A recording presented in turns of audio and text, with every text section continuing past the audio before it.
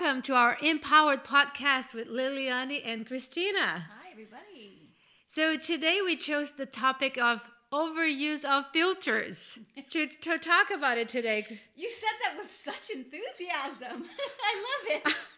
I know. So I would have said it more like, today we're going to talk about the overuse of filters. oh, is that your filter? Yeah, that's the overuse of filters. Come on, guys. Yeah.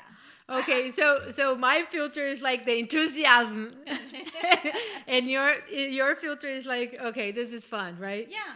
So tell us, like, this week, what would you say that popped to mind about you saying something about the overuse of filters, so we can engage. So for me, why I thought it would be a relevant topic is because we, our new way of interacting with one another is through social media platforms. And over the years, we have seen, AI evolve with the filter applications and people that are becoming influencers, overusing filters, and I had some pet peeves about it, or some thoughts about it, to where it's becoming almost deceiving, consumers. And so I plan to touch on that very topic. And some things happened with you this week that you kind of said this is relevant. Yeah, like when we were talking about it, there's like a few things. I have a friend, and I'm thinking about specific about this woman. She's so pretty, but I don't know why she still needs to put a lot of filters. So I don't know if she overdo because she wants to make a point. But every time I see a picture of her, my thought is like, she's already so pretty. Why does she put so many filters, right? And then another thing, so that's one, like to know that people are so pretty and they still have this whatever need that they have, that they still put themselves out there with a lot of filters. And then the other part is that's inside of what I do in my business. Like we do a lot of we deal with beauty. There's like the correction of lymphatic drainage, but there's also the part of looking pretty and there's the health part of it, and then the filter, the overuse of cosmetic procedures to, I don't know, like sometimes even like this creates dysmorphia, Yeah, body image dysmorphia. Yeah, well, so you can, I think it would be safe to say that you can actually align the overuse of filters in parallel with the overuse of cosmetic procedures, cosmetic surgery. There is a fine line as to when you are presenting what in your mind is your best version, right, to the world. And then this dysmorphia kind of sets in, and then you become addicted to it. When we come on, it doesn't take a psychologist or to understand that these things also kind of represent a sense of insecurity. That's what's conveyed when we overdo anything. And this is not an episode where we're pointing the fingers at anybody, but we could bring up some good examples, like you just brought up a good example of your friend. I was on Instagram, okay, and this is when you touched on, like, what happens is that if you have a message or something you want to convey, you want to put out, and then when a person tunes in and all they can focus on is the overuse of the filter or how you don't even look like yourself, then they're focused on the wrong message, and you're not even able, That's a really good pitfall if you want to be an influencer. If you want to, not the influencer we're talking about, the TikTok influencer, but like the person who can inspire others around you, in your family, in your social group. And how are you presenting yourself, right? Because there's like, look, I like to wear some makeup. I like to have my hair done, but then I'm appropriate to the listener. So if I go and like present myself here today, dressed in, my pajamas and like my hair up, like you would miss my point because it would distract, right? And I think the point you want to make is that people use so much filters, so much things and cosmetic surgeries and this and that, that takes away the authenticity of the message, the message itself. Yes, I mean, absolutely. So this couple posts I went through, but this first post was with Jeff Bezos. Oh, Bezos? Yeah, Jeff The Bezos. owner of Amazon. And talking to our producer, Axel, if you can share the photo and the comments with our viewers, I'd appreciate it. There's this beautiful woman, Jeff Bezos' new significant other is this beautiful woman, and they're at this charity event, right? I believe they're the actual sponsors of this charity event. But clearly her presentation, you were just mentioning the presentation of her dress, and, I guess, I don't know if people didn't like her makeup. I think she looked absolutely beautiful. She was standing next to Longoria, another beautiful woman. But what happened was the message got lost because, clearly the photo was touched up, okay? But the message and the whole significance and the beautiful action of this charity, thank you, got lost because people became focused on the overuse of the filter. And started going after, just making rude comments. And it's really sad, excuse me, that's what we've become. We're just, it's like we get high off of finding faults and weaknesses in other individuals. But so that's what can happen. And another thing about the overuse of filters that really, now to me, this is when it borderlines on deceiving consumers, is that we have many famous influencers, TikTok platform, Instagram, even Facebook, that are promoting products now, skincare or makeup. But when they start talking about like things like skincare and how effective a product is on why their skin looks so beautiful, or this foundation, you've just got to buy this foundation because it's like, look at how flawless I am. And you can clearly see the use of a filter. And yet these people are thinking that they're going to look just like what they're seeing based on this product. And I think that is a deception. And I think that if you are an influencer and you have captivated an audience that is turning to you and entrusting, their self to you, I think you owe it to them to be authentic, to teach them how to embrace their authentic self rather than to present, whatever it is you're trying and hope to achieve. And like when someone do that, they promote inauthenticity, right? Yes. And look, when people are authentic around you, don't you love them?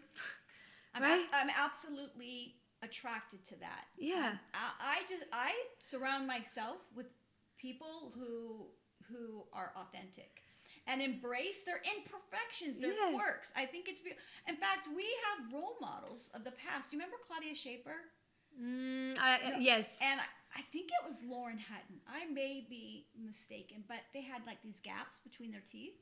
And of course they were approached, well, let's fix your teeth, let's make them perfect. But no. And they embraced that, and so did their audience. Yes. Because especially when it comes to women, and I don't know who it is we're trying to impress, because I don't think we're trying to impress other men. Or men. I think we're trying to impress one another. And I think as women, we need to get together and say, hey, you know what? Like, let's just embrace... This is not a competition. Yeah, let's just embrace our imperfections. Well, create that kind of environment that you always say that I never can repeat. Be the change that you want to see. No, the crown. Oh, the crown. Like, be a woman that fixes the tilted crown on another woman.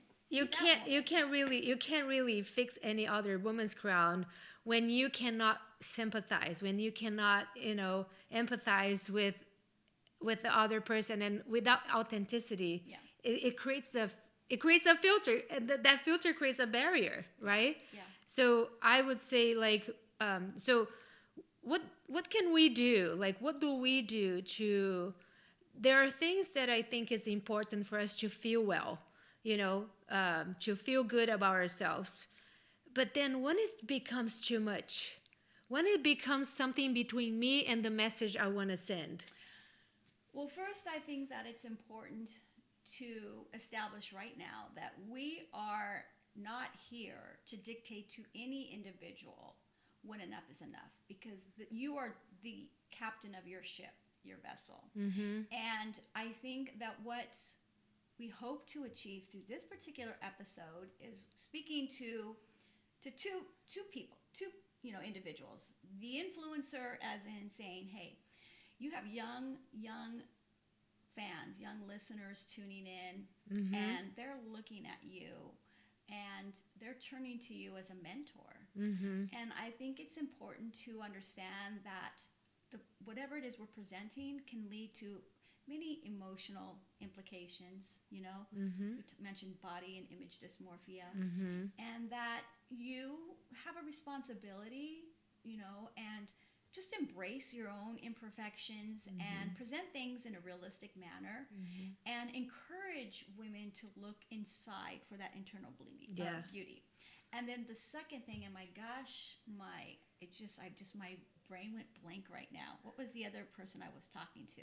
Oh, the individual who I mean, let's be honest. We use things like makeup as a filter, right? Mm-hmm. We're hiding imperfections, and certain things that we do in our lives are to hide reality and present, a certain image or package.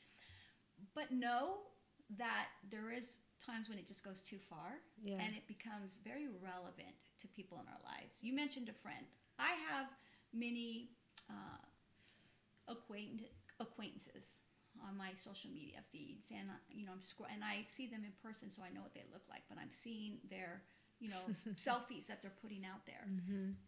and I feel so bad. My heart breaks, because not only is it just like multiple filters, but they literally shrunk their face or their body, and I don't recognize them.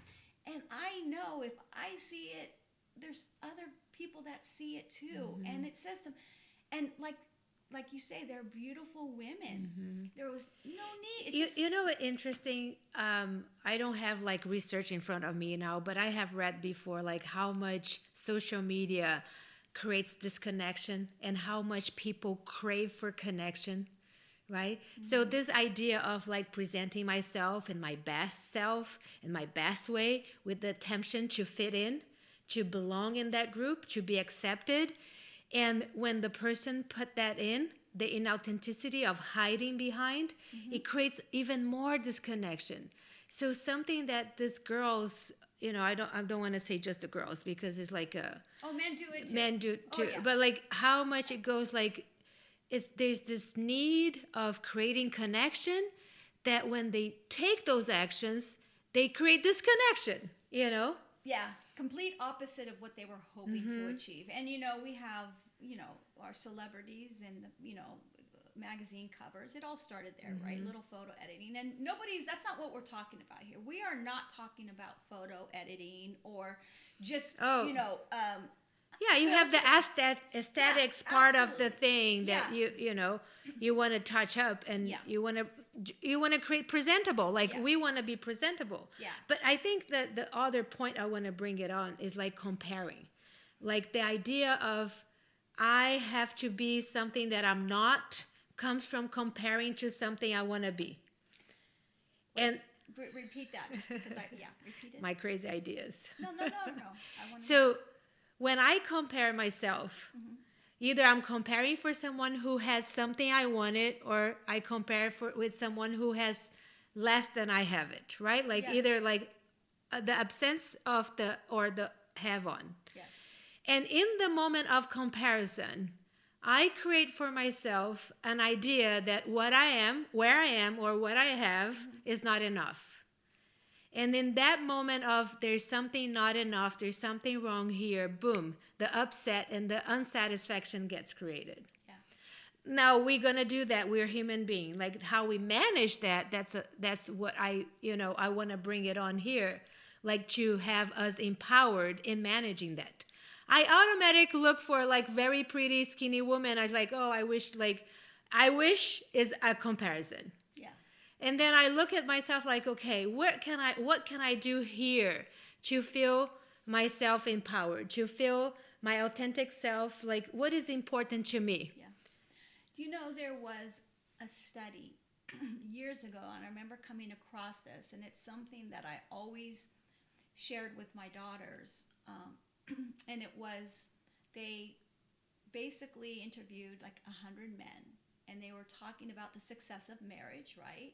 What it is that you look for in a woman, and and vice versa. They did it with the women too. But the number one thing, that trait of a woman that men found most appealing, was confidence. Mm-hmm. That was the most attractive trait to men, was confidence.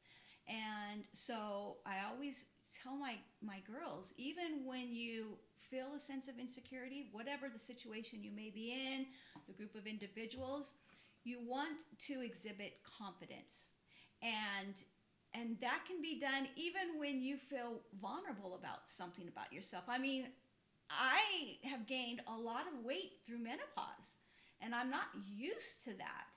But I'm learning to embrace who I am and this process of this journey of what I'm going through. So rather than put full image photos of myself out there to where I might have to I find myself kind of hide. If I'm in group photos, I'm hiding behind the other women, but it's okay, because you know what? That's part of what I'm going through. And that makes me sensitive to other women who have been like overweight and have dealt with that. And now I have a new sense of compassion for that. Mm-hmm. And I want to help women in that area. Mm-hmm. So that is something I would have never discovered about myself if I would have given into the pressure of society, or given into the pressure of social media. It takes courage. It sure does. It takes courage. It sure does. But the reward of that courage is worth, isn't it? Like when you have the courage to like put yourself out there and generate the confidence and accept embrace who you are.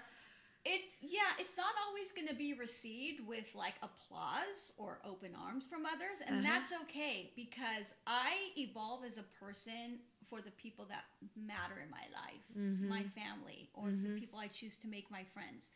And everybody's going to have different perspectives, and that's okay. Here's what I say. There's no right, there's no wrong. That's right. There's what works for you. And you want to be looking into what message, like what filters are, what message I'm passing. Am I using so much things between me and people? Right? That my message is being dismissed? I think the people that I'm very drawn to and have a great amount of respect for are people who present their authentic self and share their vulnerabilities out loud for the sake of benefiting others. I think that's a beautiful soul representation of a beautiful person. Pamela Anderson, she spent half of her career putting out this image of perfection to the world. And now, whatever happened through her personal journey, she evolved into a person that says, I'm going to put that part of my life aside and present who I really am, in hopes to send a strong message to young women all over the world that, so she now wears zero makeup, even to formal events. I think she attended either the Oscars or the Grammys, but I applaud that because that was very brave. And I have a new respect for Pamela Anderson. Isn't it like great, like when someone like alter their ways and assume that in public and alter their lives? It's like a victory over the past. And you get inspired. And she, along the way, knowing that some people are going to, have something negative to say, because that's just sadly human nature, it didn't stop her. And I think her boys are very proud of her. And it doesn't matter. She's beautiful no matter what. It just doesn't matter. Makeup, no makeup. But I think I'm hoping that we can spark enthusiasm to do more of that. What is that? I'm thinking here, like What are some tools that you came across through either what you do as your profession or you as a woman empowered that have you to exercise being authentic? What do you catch yourself in authentic and then you bring, because we go through that. Yeah. Well, first of all, we have to be able to look inward, right? And take responsibility as to why we have this sense of insecurity to where we need to misrepresent ourselves, or, in this case, the overuse of filters. And, sometimes that might be a matter of journaling it or just writing down, why do I feel I need to do this? Why am I afraid to see who I really am, what I really look like? Why am I afraid to put that out there? Yes. And if it's something about poor skin, skin problems, address that. We need to address that. That's what I do for people. And, so address those issues. If it's about body dysmorphia, you don't like the way that you look on camera. And we all know that camera adds, 10 pounds or something. I mean, the whole silhouette becomes wider. I'm 30 pounds less than you see right now. Yeah. And I'm about 45 pounds less. Yeah, our camera really exaggerates us. But, address that. But ultimately, I think that you just have to know that what you feel in your mind, how you see yourself isn't always the way others see you. And I think, now hear me when I say this, the most attractive quality, if you're doing this to please men, the most attractive quality to men is confidence. So you can be a 10, the best face, best figure, but and typically the more beautiful you are, the more insecurities you have. I'm still learning and understanding how that relates, but it is a true statement, and I think it's because you feel like you have people that put you on this pedestal, and now you constantly have to, meet those standards that they placed upon you. And it becomes like a obligation to keep there, something like that. Exactly, yeah. And then you end up hiding. You don't you never put yourself out there because you haven't aged gracefully, or, So I think the only thing that I can say is I have to be honest and transparent right now. And I have to say that I think most of us, the way we see ourselves in our head is our young version. Like you just still think you're in high school. Not when you look in your mirror, of course it's a rude awakening, or when you try to get up out of bed and your joints hurt a little bit. Yeah, I mean, it's a rude awakening, but you still see who, that's how you, at least, is that the well, case for you? I say this, I tell my body to come with me. My body, doesn't really follow my mind anymore. That's but you touch on the I missed the thought. I want to make a joke. That's called menopause. Sorry about that. That's what happens. You need some more mushrooms. Maybe, yeah. No, but yeah, I think that the takeaway. Oh, I'm sorry. Let me just say this. I remember. Yeah. One of the things that I look into, like you said, like looking inward and, whatever programs we engage to look inward and look for why there I do have a need to lie or to be inauthentic. Why did I pretend something? Like why I had to cover up somehow. That why gives me a tool to work on and growth and develop myself. And then also it's like discovering the limiting beliefs I have and asking people around me. Like I have a support system that I trust, and I will go and I ask them, like, I trust they're gonna tell me the truth. I trust that they're gonna say. Oh, absolutely. And then I'm gonna look like with like a really interested of like getting myself better out of that place of need, you know. Yeah. So I think most of our growth sometimes comes immediately after falling flat on our face. Hitting rock bottom. I think I want to share something. We still have time, so since we're bringing something. I was done with that thought, by the way. So I just want to I want to make it real, because one of the things we were talking about, the overuse of filter, right? So I caught myself seeing if something I was holding in with someone, with some a few situations, and I came to the person to ask what was that I was doing that people were living upset with me, they're ending relationships with me upset. And I had the courage to go and look into it. I had to do the work. So what I want to the message I don't want to bring it up with this is to have the courage to go and look inward. What had me to have the need to pretend I was fine with that person breaking up with me, or that friend leaving me upset or being upset with me? I could put a filter, and that was not a social media filter, but was the filter of I'm happy, I'm cool with it, I'm cool. Okay.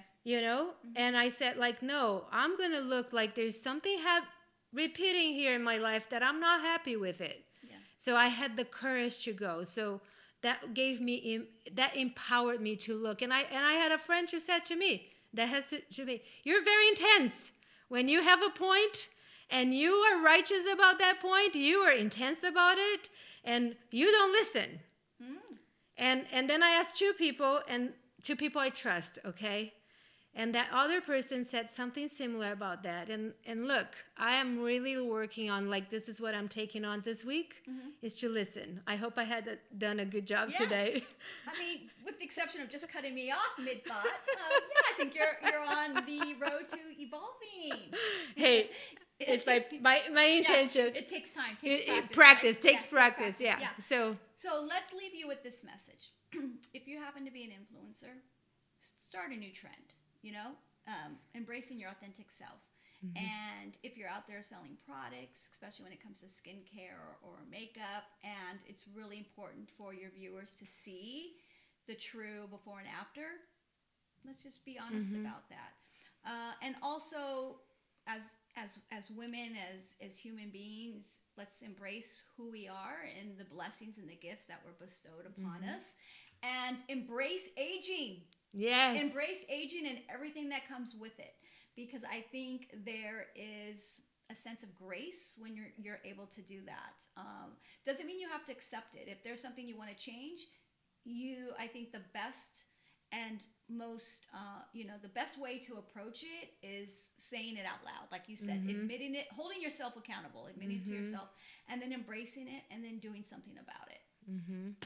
All right, so make sure you engage with us, share with us your stories, what you thought, what is right and what is wrong for you, what was that work for you in terms of presenting yourself out there, and click here for us to follow us and keep evolving. She means hit that subscribe button. Oh, okay. Follow us on our other social media platforms, Empowered Podcast. You can find us on TikTok, Instagram, and our YouTube channel. Thanks, everybody. See you soon.